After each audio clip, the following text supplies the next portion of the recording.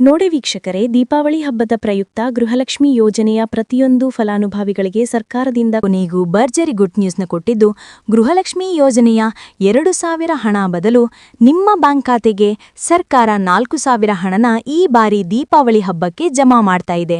ಹೌದು ವೀಕ್ಷಕರೇ, ಹೇಗೆ ನಿಮ್ಮ ಬ್ಯಾಂಕ್ ಖಾತೆಗೆ ಸರ್ಕಾರ ಈ 4,000 ಹಣನ ಜಮಾ ಮಾಡ್ತಾ ಇದೆ ಅಂತ ನಾನು ನಿಮಗೆ ತಿಳಿಸಿಕೊಡ್ತೇನೆ. ಅದೇ ರೀತಿ ನಾಳೆ ಗುರುವಾರ ಅಕ್ಟೋಬರ್ 16ರಂದು ಕರ್ನಾಟಕದ 25 ಜಿಲ್ಲೆಗಳಿಗೆ ಗೃಹಲಕ್ಷ್ಮಿ ಯೋಜನೆಯ ಈ 4,000 ಹಣನ ಸರ್ಕಾರ ಜಮಾ ಮಾಡ್ತಾ ಇದ್ದು.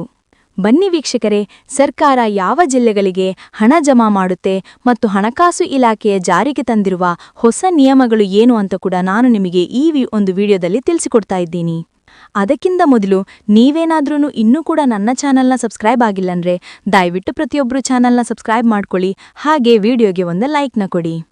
ಹೌದು ವೀಕ್ಷಕರೇ, ಗೃಹಲಕ್ಷ್ಮಿ ಯೋಜನೆಯ ಪ್ರತಿಯೊಂದು ಫಲಾನುಭವಿಗಳಿಗೆ ಸರ್ಕಾರ ದೀಪಾವಳಿ ಹಬ್ಬಕ್ಕೆ 2,000 ಹಣ ಬದಲು 4,000 ಹಣನ ನಿಮ್ಮ ಬ್ಯಾಂಕ್ ಖಾತೆಗೆ ಅಕ್ಟೋಬರ್ 16 ಅಂದ್ರೆ ಗುರುವಾರದಿಂದ ಪ್ರತಿಯೊಂದು ಫಲಾನುಭವಿಗಳಿಗೆ ಸರ್ಕಾರ ಈ 4,000 ಹಣನ ಜಮಾ ಮಾಡ್ತಾ ಇದೆ. ಹೀಗೆ ನಿಮ್ಮ ಬ್ಯಾಂಕ್ ಖಾತೆಗೆ ಈ 4,000 ಹಣ ಜಮಾ ಆಗುತ್ತೆ ಅಂದ್ರೆ ನೋಡಿ ಸ್ನೇಹಿತರೆ, ಗೃಹಲಕ್ಷ್ಮಿ ಯೋಜನೆಯ 23ನೇ ಕಂತಿನ ಹಣ ಹಾಗೂ 24ನೇ ಕಂತಿನ ಹಣನ ಸರ್ಕಾರ ದೀಪಾವಳಿ ಹಬ್ಬದ ಪ್ರಯುಕ್ತ ಪ್ರತಿಯೊಂದು ಫಲಾನುಭವಿಗಳಿಗೆ ಜಮಾ ಮಾಡ್ತಾ ಇದೆ. ನಿಮ್ಮ ಬ್ಯಾಂಕ್ ಖಾತೆಗೆ ಇಲ್ಲಿಯವರೆಗೂ ಒಟ್ಟು 22 ಕಂತಿನ ಹಣ ಜಮಾ ಆಗಿದ್ರೆ ಸಾಕು, ದೀಪಾವಳಿ ಹಬ್ಬಕ್ಕೆ 2 ತಿಂಗಳ ಒಟ್ಟು 4,000 ಹಣನ ಪ್ರತಿಯೊಂದು ಫಲಾನುಭವಿಗಳಿಗೆ ಸರ್ಕಾರ ಜಮಾ ಮಾಡುತ್ತೆ. ಅದೇ ರೀತಿ ಗೃಹಲಕ್ಷ್ಮಿ ಯೋಜನೆಯ ಪ್ರತಿಯೊಂದು ಫಲಾನುಭವಿಗಳಿಗೆ ಈ ಬಾರಿ 4,000 ಹಣ ಜಮಾ ಆಗಬೇಕು ಅಂದ್ರೆ ಸರ್ಕಾರ 5 ಹೊಸ ನಿಯಮಗಳನ್ನು ಜಾರಿಗೆ ತಂದಿದ್ದು. ಈ 5 ನಿಯಮಗಳ ಪ್ರಕಾರ ಪ್ರತಿಯೊಂದು ಫಲಾನುಭವಿಗಳ ಒಂದು ರೇಷನ್ ಕಾರ್ಡ್, ಆಧಾರ್ ಕಾರ್ಡ್ ಮತ್ತು ಇತರ ದಾಖಲಾತಿಗಳನ್ನು ಹಣಕಾಸು ಇಲಾಖೆಯ ಅಧಿಕಾರಿಗಳು ಚೆಕ್ ಮಾಡ್ತಾರೆ. ಹೀಗೆ ಚೆಕ್ ಮಾಡುವಂಥ ಸಂದರ್ಭದಲ್ಲಿ ಒಂದು ವೇಳೆ ನಿಮ್ಮ ದಾಖಲಾತಿಗಳು ಈ ನಿಯಮಗಳನ್ನು ಪಾಲಿಸಿಲ್ಲ ಅಂದ್ರೆ ಗೃಹಲಕ್ಷ್ಮಿ ಯೋಜನೆಯ ಹಣ ಕೂಡ ಕ್ಯಾನ್ಸಲ್ ಆಗುತ್ತೆ. ಅದೇ ಒಂದು ಕಾರಣಕ್ಕೆ ಸುಮಾರು 4 ಲಕ್ಷಕ್ಕಿಂತ ಅಧಿಕ ಫಲಾನುಭವಿಗಳಿಗೆ ದೀಪಾವಳಿ ಹಬ್ಬದ ದಿನ ಗೃಹಲಕ್ಷ್ಮಿ ಯೋಜನೆ ಹಣನ ಕ್ಯಾನ್ಸಲ್ ಮಾಡಿದೆ.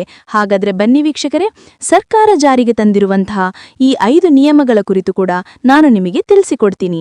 ಅದಕ್ಕಿಂತ ಮೊದಲು ನಾಳೆ ಗುರುವಾರ ಅಕ್ಟೋಬರ್ 16ರಂದು ಕರ್ನಾಟಕದ ಯಾವ 25 ಜಿಲ್ಲೆಗಳಿಗೆ ಸರ್ಕಾರ ಗೃಹಲಕ್ಷ್ಮಿ ಯೋಜನೆಯ 4,000 ಹಣನ ಜಮಾ ಮಾಡ್ತಾ ಇದೆ ಅಂದ್ರೆ ನೋಡಿ ಸ್ನೇಹಿತರೆ, ಮೊದಲಿಗೆ ಬೆಂಗಳೂರು ನಗರ, ಬೆಂಗಳೂರು ಗ್ರಾಮಾಂತರ, ರಾಮನಗರ, ಚಿಕ್ಕಬಳ್ಳಾಪುರ, ಚಿತ್ರದುರ್ಗ, ದಾವಣಗೆರೆ, ಕೋಲಾರ, ಶಿವಮೊಗ್ಗ, ತುಮಕೂರು, ಚಾಮರಾಜನಗರ, ಚಿಕ್ಕಮಗಳೂರು, ದಕ್ಷಿಣ ಕನ್ನಡ, ಹಾಸನ, ಮೈಸೂರು, ಉಡುಪಿ, ಬಾಗಲಕೋಟೆ, ಬೆಳಗಾವಿ, ವಿಜಯಪುರ, ಧಾರವಾಡ, ಉತ್ತರ ಕನ್ನಡ, ಬಳ್ಳಾರಿ, ಬೀದರ್, ಕಲಬುರಗಿ ಮತ್ತು ವಿಜಯನಗರ ಈ ಜಿಲ್ಲೆಗಳ ಪ್ರತಿಯೊಂದು ಫಲಾನುಭವಿಗಳಿಗೆ ಸರ್ಕಾರ ಗೃಹಲಕ್ಷ್ಮಿ ಯೋಜನೆಯ 2 ತಿಂಗಳ 4,000 ಹಣನ ದೀಪಾವಳಿ ಹಬ್ಬದ ಪ್ರಯುಕ್ತ ಅಕ್ಟೋಬರ್ 16 ಅಂದ್ರೆ ಗುರುವಾರದಿಂದ ಪ್ರತಿಯೊಂದು ಫಲಾನುಭವಿಗಳಿಗೆ ಸರ್ಕಾರ ಜಮಾ ಮಾಡ್ತಾ ಇದ್ದು, ಇಲ್ಲಿಯವರೆಗೂ ನಿಮ್ಮ ಬ್ಯಾಂಕ್ ಖಾತೆಗೆ ಒಟ್ಟು 22 ಕಂತಿನ ಹಣನ ಪಡ್ಕೊಂಡಿದ್ರೆ ಸಾಕು.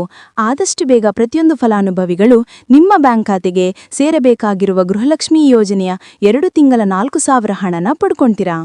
ಒಂದು ವೇಳೆ ಇನ್ನೂ ಕೂಡ ಸಾಕಷ್ಟು ಗೃಹಲಕ್ಷ್ಮಿ ಯೋಜನೆಯ ಹಣ ಪೆಂಡಿಂಗ್ ಇದ್ರೆ ಆದಷ್ಟು ಬೇಗ ನೀವು ನಿಮ್ಮ ಊರಿಗೆ ಸಂಬಂಧಪಟ್ಟ ಮಹಿಳಾ ಮತ್ತು ಮಕ್ಕಳ ಅಭಿವೃದ್ಧಿ ಇಲಾಖೆಗೆ ಭೇಟಿ ನೀಡಿ ಆ ಒಂದು ಇಲಾಖೆಯ ಅಧಿಕಾರಿಗಳ ಸಹಾಯದಿಂದ ಪೆಂಡಿಂಗ್ ಇರುವ ಹಣನ ಪಡ್ಕೊಳ್ಳಿ. ನಂತರ ನಿಮ್ಮ ಬ್ಯಾಂಕ್ ಖಾತೆಗೆ ಈ ಗೃಹಲಕ್ಷ್ಮಿ ಯೋಜನೆಯ 4,000 ಹಣನ ಸರ್ಕಾರ ಆದಷ್ಟು ಬೇಗ ಜಮಾ ಮಾಡುತ್ತೆ. ನೋಡಿ ಸ್ನೇಹಿತರೆ, ಈ ಬಾರಿ ಸುಮಾರು 1 ಲಕ್ಷಕ್ಕಿಂತ ಅಧಿಕ ಫಲಾನುಭವಿಗಳ ಬ್ಯಾಂಕ್ ಖಾತೆಗೆ ಸರ್ಕಾರ ಗೃಹಲಕ್ಷ್ಮಿ ಯೋಜನೆ ಹಣನ ಜಮಾ ಮಾಡ್ತಾ ಇಲ್ಲ. ಕಾರಣ ಏನು ಅಂದ್ರೆ, ನಿಮ್ಮ ಬ್ಯಾಂಕ್ ಖಾತೆಗೆ ಡೆಬಿಟ್ ಮೂಲಕ ಹಣ ಜಮಾ ಮಾಡುವಂಥ ಸಂದರ್ಭದಲ್ಲಿ ಸರ್ಕಾರ ಸಾಕಷ್ಟು ಫಲಾನುಭವಿಗಳ ಒಂದು ಬ್ಯಾಂಕ್ ಖಾತೆಗೆ ಹಣ ಜಮಾ ಮಾಡೋದನ್ನ ಕ್ಯಾನ್ಸಲ್ ಮಾಡಿದೆ. ಯಾಕಂದ್ರೆ ಇತ್ತೀಚೆಗೆ ಹಣಕಾಸು ಇಲಾಖೆ ಜಾರಿಗೆ ತಂದಿರುವ 5 ನಿಯಮಗಳ ಆಧಾರದ ಮೇಲೆ ಪ್ರತಿಯೊಂದು ಫಲಾನುಭವಿಗಳಿಗೆ ಸರ್ಕಾರ ಈ ಒಂದು ಹಣನ ಜಮಾ ಮಾಡ್ತಾ ಇದ್ದು, ಯಾರೆಲ್ಲ ಫಲಾನುಭವಿಗಳು ಈ ನಿಯಮಗಳನ್ನು ಪಾಲಿಸಿಲ್ಲ ನಿಮ್ಮ ಬ್ಯಾಂಕ್ ಖಾತೆಗೂ ಕೂಡ ಹಣ ಜಮಾ ಆಗೋದಿಲ್ಲ. ಹಾಗಾದ್ರೆ ಬನ್ನಿ ಸ್ನೇಹಿತರೆ, ಸರ್ಕಾರ ಜಾರಿಗೆ ತಂದಿರುವಂತಹ ಆ 5 ಹೊಸ ನಿಯಮಗಳು ಏನು ಅಂತ ನಾನು ನಿಮಗೆ ತಿಳಿಸಿಕೊಡ್ತಾ ಇದ್ದೀನಿ. ನೋಡಿ ವೀಕ್ಷಕರೇ, ಮೊದಲನೆಯ ಒಂದು ನಿಯಮ ಬಂದು ಸಾಕಷ್ಟು ಫಲಾನುಭವಿಗಳು ಹೊಂದಿರುವಂತಹ ಒಂದು ರೇಷನ್ ಕಾರ್ಡ್ ಏನಿದೆ, ಆ ಒಂದು ರೇಷನ್ ಕಾರ್ಡ್ ಅನ್ನ ಮನೆಯ ಸದಸ್ಯರ ಪ್ರತಿಯೊಬ್ಬರ ಒಂದು ಆಧಾರ್ ಕಾರ್ಡ್ ಅನ್ನ ನಿಮ್ಮ ರೇಷನ್ ಕಾರ್ಡ್ಗೆ ಕಡ್ಡಾಯವಾಗಿ ಲಿಂಕ್ ಮಾಡಿಸಬೇಕು. ಅಂದ್ರೆ ಈ ಒಂದು ಲಿಂಕ್ ಮಾಡಿಸುವಂತಹ ಒಂದು ಪ್ರೊಸೀಜರ್ಗೆ ಸರ್ಕಾರ ಇ-KYC ಅಂತ ಕರೀತಾರೆ. ನಿಮ್ಮ ರೇಷನ್ ಕಾರ್ಡ್ಗೆ ಇನ್ನೂ ಸಹ ಇ-KYC ಆಗಿಲ್ಲ ಅಂದ್ರೆ ನಿಮ್ಮ ಬ್ಯಾಂಕ್ ಖಾತೆಗೆ ಸರ್ಕಾರ ಮುಂದಿನ ದಿನಗಳಲ್ಲಿ ಗೃಹಲಕ್ಷ್ಮಿ ಯೋಜನೆ ಹಣನ ಕ್ಯಾನ್ಸಲ್ ಮಾಡುತ್ತೆ. ಅದೇ ರೀತಿ ಎರಡನೇ ಒಂದು ನಿಯಮ ಬಂದು ಸಾಕಷ್ಟು ಫಲಾನುಭವಿಗಳು ಕಳೆದ 3 ತಿಂಗಳಿಂದ ಸರ್ಕಾರದಿಂದ ಬರ್ತಾ ಇರುವಂತಹ ಒಂದು ರೇಷನ್ ಏನಿದೆ, ಅಂದ್ರೆ ಉಚಿತ ಅಕ್ಕಿ ಏನಿದೆ, ಈ ಒಂದು ರೇಷನ್ನ ಪಡ್ಕೊಳ್ತಾ ಇಲ್ಲ. ಒಂದು ವೇಳೆ ಕಳೆದ 3 ತಿಂಗಳಿಂದ ನೀವು ರೇಷನ್ನ ಪಡ್ಕೊಂಡಿಲ್ಲ ಅಂದ್ರೆ ಸರ್ಕಾರ ನಿಮ್ಮ ಬಳಿ ಇರುವಂತಹ ಒಂದು ರೇಷನ್ ಕಾರ್ಡ್ನ ಕ್ಯಾನ್ಸಲ್ ಮಾಡುತ್ತೆ. ನಿಮ್ಮ ರೇಷನ್ ಕಾರ್ಡನ್ನ ಸರ್ಕಾರ ಕ್ಯಾನ್ಸಲ್ ಮಾಡಿದ್ರೆ ನಿಮ್ಮ ಬ್ಯಾಂಕ್ ಖಾತೆಗೆ ಗೃಹಲಕ್ಷ್ಮಿ ಯೋಜನೆ ಹಣ ಇರ್ಬೋದು ಮತ್ತು ಸರ್ಕಾರದಿಂದ ಬರುವಂತ ಒಂದು ಸೌಲಭ್ಯಗಳನ್ನ ನೀವು ಕಳ್ಕೋಬೇಕಾಗತ್ತೆ. ಅದೇ ರೀತಿ ಮೂರನೇ ಒಂದು ನಿಯಮ ಬಂದು ನೋಡಿ ಸ್ನೇಹಿತರೆ, ನಿಮ್ಮ ಬಳಿ ಇರುವಂತ ಒಂದು ಆಧಾರ್ ಕಾರ್ಡ್ ಏನಿದೆ, ಆ ಒಂದು ಆಧಾರ್ ಕಾರ್ಡ್ ಅನ್ನ ಕಳೆದ 15 ವರ್ಷಗಳಲ್ಲಿ ನೀವು ಯಾವುದೇ ರೀತಿಯ ಒಂದು ತಿದ್ದುಪಡಿನ ಮಾಡಿಸಿಲ್ಲ ಅಂದ್ರೆ ನಿಮ್ಮ ಬ್ಯಾಂಕ್ ಖಾತೆಗೆ ಸರ್ಕಾರ ಗೃಹಲಕ್ಷ್ಮಿ ಯೋಜನೆ ಹಣನ ಕ್ಯಾನ್ಸಲ್ ಮಾಡುತ್ತೆ. ಯಾಕಂದ್ರೆ ಸರ್ಕಾರದಿಂದ ಬಂದಿರುವಂತಹ ಒಂದು ಆದೇಶದ ಪ್ರಕಾರ ಪ್ರತಿಯೊಂದು ಫಲಾನುಭವಿಗಳು ಕಳೆದ 15 ವರ್ಷಗಳಲ್ಲಿ ಯಾವುದೇ ರೀತಿಯ ಒಂದು ತಿದ್ದುಪಡಿನ ನಿಮ್ಮ ಆಧಾರ್ ಕಾರ್ಡಿಗೆ ನೀವು ಮಾಡಿಸಿಲ್ಲ ಅಂದ್ರೆ ಕಡ್ಡಾಯವಾಗಿ ಆದಷ್ಟು ಬೇಗ ನಿಮ್ಮ ಆಧಾರ್ ಕಾರ್ಡ್ಗೆ ತಿದ್ದುಪಡಿನ ಮಾಡಿಸಿ. ಅದೇ ರೀತಿ 4ನೇ ಒಂದು ನಿಯಮ ಬಂದು ನಿಮ್ಮ ಕುಟುಂಬದ ಒಂದು ವಾರ್ಷಿಕ ಆದಾಯ 7 ಲಕ್ಷಕ್ಕಿಂತ ಕಡಿಮೆ ಇರಬೇಕು. ಒಂದು ವೇಳೆ ನಿಮ್ಮ ಕುಟುಂಬದ ವಾರ್ಷಿಕ ಆದಾಯ 7 ಲಕ್ಷಕ್ಕಿಂತ ಜಾಸ್ತಿ ಇದ್ರೆ ನಿಮ್ಮ ಬ್ಯಾಂಕ್ ಖಾತೆಗೆ ಸರ್ಕಾರ ಗೃಹಲಕ್ಷ್ಮಿ ಯೋಜನೆ ಹಣನ ಕ್ಯಾನ್ಸಲ್ ಮಾಡುತ್ತೆ. ಅದೇ ರೀತಿ 5ನೇ ಒಂದು ನಿಯಮ ಬಂದು ನಿಮ್ಮ ಕುಟುಂಬದ ಸದಸ್ಯರು ಅಥವಾ ಗೃಹಲಕ್ಷ್ಮಿ ಯೋಜನೆಯ ಫಲಾನುಭವಿಗಳು ಯಾರು ಕೂಡ ಸರ್ಕಾರಿ ನೌಕರರಾಗಿ ಕಾರ್ಯನಿರ್ವಹಿಸ್ತಾ ಇರಬಾರ್ದು. ಒಂದು ವೇಳೆ ನಿಮ್ಮ ಕುಟುಂಬದಲ್ಲಿ ಯಾರೇ ಆಗಿದ್ರೂ ಸರ್ಕಾರಿ ನೌಕರರಾಗಿ ಕಾರ್ಯನಿರ್ವಹಿಸ್ತಾ ಇದ್ರೆ ನಿಮ್ಮ ಬ್ಯಾಂಕ್ ಖಾತೆಗೆ ಗೃಹಲಕ್ಷ್ಮಿ ಯೋಜನೆ ಹಣ ಕ್ಯಾನ್ಸಲ್ ಆಗುತ್ತೆ. ಈ 5 ನಿಯಮಗಳ ಆಧಾರದ ಮೇಲೆ ಪ್ರತಿಯೊಂದು ಫಲಾನುಭವಿಗಳಿಗೆ ಸರ್ಕಾರ ಹಣ ಜಮಾ ಮಾಡ್ತಾ ಇದೆ. ಒಂದು ವೇಳೆ ನೀವು ಈ 5 ನಿಯಮಗಳನ್ನ ಪಾಲಿಸಿಲ್ಲ ಅಂದ್ರೆ ನೀವು ಕೂಡ ಗೃಹಲಕ್ಷ್ಮಿ ಯೋಜನೆ ಹಣದಿಂದ ವಂಚಿತರಾಗಬೇಕಾಗತ್ತೆ.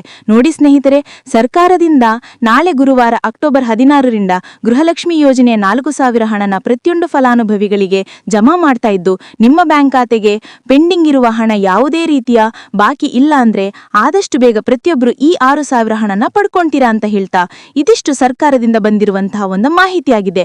ನಾನು ಕೊಟ್ಟಿರುವಂತಹ ಮಾಹಿತಿ ನಿಮಗೆ ಇಷ್ಟ ಆಗಿದ್ದಲ್ಲಿ ದಯವಿಟ್ಟು ಪ್ರತಿಯೊಬ್ಬರು ನನ್ನ ಚಾನೆಲ್ನ ಸಬ್ಸ್ಕ್ರೈಬ್ ಮಾಡ್ಕೊಳ್ಳಿ. ಹಾಗೆ ವಿಡಿಯೋಗೆ ಒಂದು ಲೈಕ್ನ ಕೊಡಿ. Thank you for watching.